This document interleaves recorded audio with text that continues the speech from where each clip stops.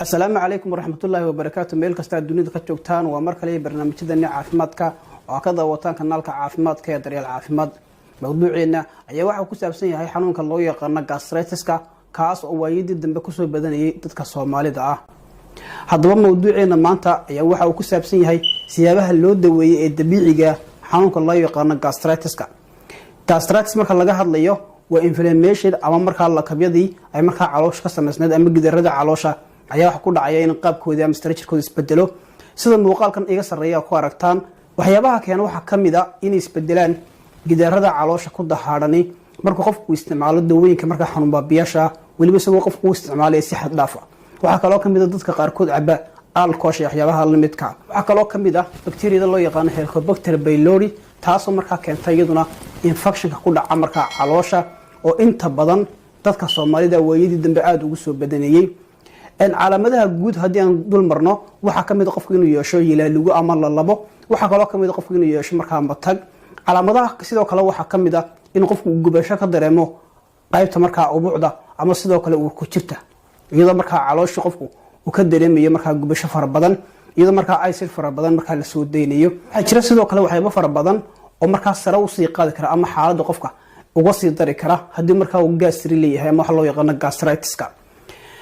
waxyaabaha waxa kamid ah qofku aad u isticmaala waxyaabaha alcohol ay kamid tahay waxa kale oo kamid ah qofka marka isticmaala dawooyinka xanuun baabiyaasha tusaale ahaan oo kale dadka iyagu xilliyada ama waqtiyada dheer loo qoro dawooyinka marka xanuun baabiyaasha waxa kale oo kamid ah sidoo sheegnay bakteeriyada loo yaqaan Helicobacter pylori waxa kale oo kamid ah infectionada qaar kood iyo sidoo kale warwarka ama waxa loo yaqaan luqadda qalaad stresska kuwaas ayaa xaaladaha uga sii dari kara marka in xaaladda qofku ay isbedesho oo marka ay si xumaato marka laga hadlayo sida dabiiciga marka loo daweeyo ama marka loo maareeyo gastritis-ka waxa kamid ah in qofku isticmaalo cuntooyinka loo yaqaano anti-inflammatory diet oo iyagu marka ka hortagaya inflammation-ka ku dhacayay gidarada marka caloosha.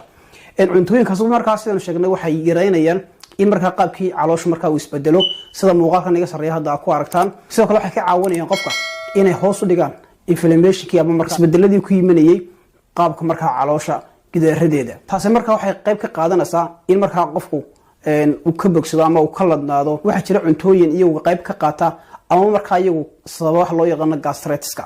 cuntooyinka waxa kamid ah cuntooyinka marka la warshadeeyo ama marka warshadu soo saaraan waxa kale oo kamid ah cuntooyinka marka ay ku badan tahay acid waxa kamid ah sidoo kale cuntooyinka iyaguna sonkorta ay ku badan tahay waxa kale oo kamid ah cuntooyinka marka iyagu waxyaabaha kale lagu daro sida bisbaaska oo kale.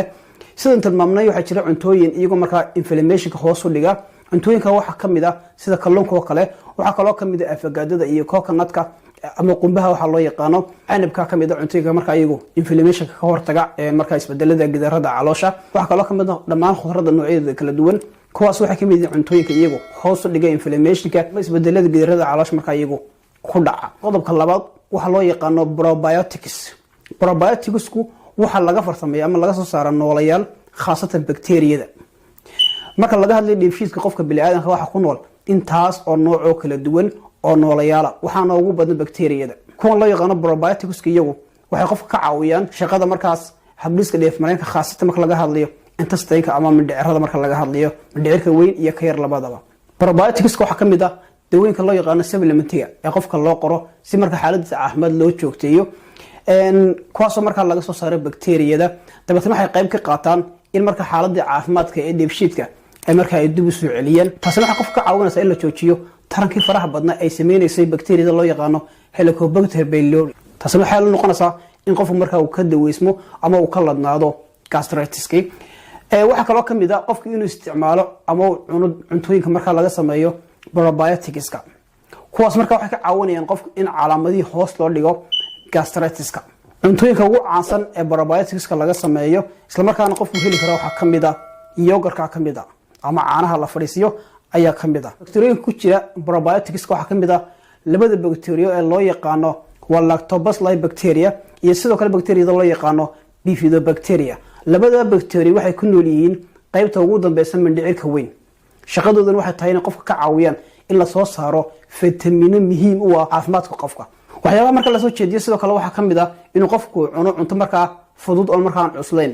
haddii qofku cuno cunto marka aad u weyn tusaale ahaan oo kale carbohydrate haddii qofku isticmaalo taas marka waxay keenaysaa in marka la mashquuliyo habdhiskii dheefshiidka ee qofka.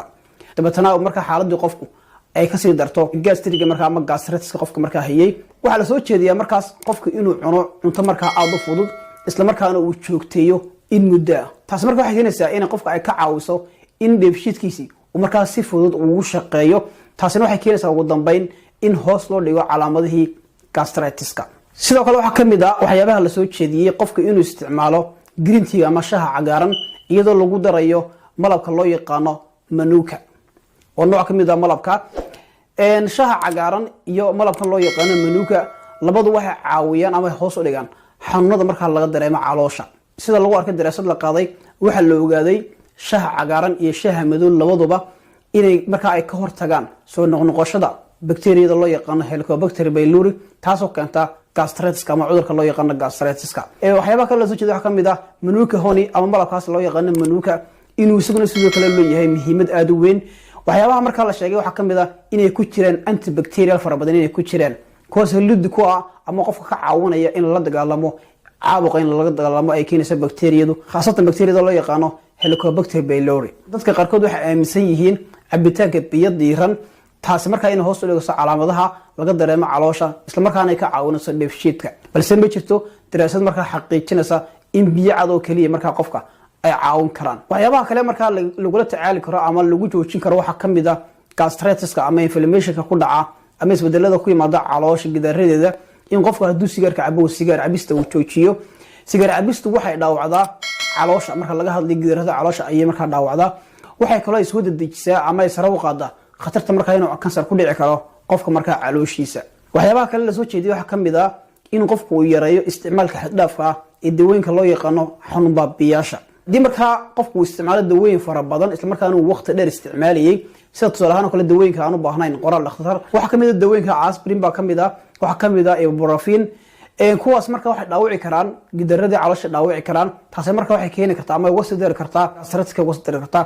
marka talooyinka la soo jeediyo waxa kamid ah in qofku uu yareeyo qaadashada faraha badan ee dawooyinka xanuun baabiyaasha loo yaqaano ama afka qalaad loogu yeero painkillers. waxyaabaha kale ee marka la xusay waxa kamid ah isla markaana talahaan lagu soo jeediyay in hoos loo dhigo ama la yareeyo xaaladda warwarka ee qofka. warwarku waxa la yiraahdaa wuxuu sare u qaadaa ama uu xoojiyaa inay ka sii darto xaaladda qofku ee marka qofka gastritiska ama gastriga leh. haddii marka la yareeyo ama hoos loo dhigo heerka warwarka ee qofka asal marka waxay ka caawinaysaa qofka in marka uu maareeyo ama marka uu xalliyo dhibaatada gastritiska marka qofka haysata. waxyaabo marka hoos u dhigi kara xaaladda warwarka ee qofka waxa kamid ah masaajka ama duugitaanka ayaa kamid ah. waxa kaloo kamid ah dawooyinka marka iyaga hoos u dhiga xaaladda warwarka ee qofka.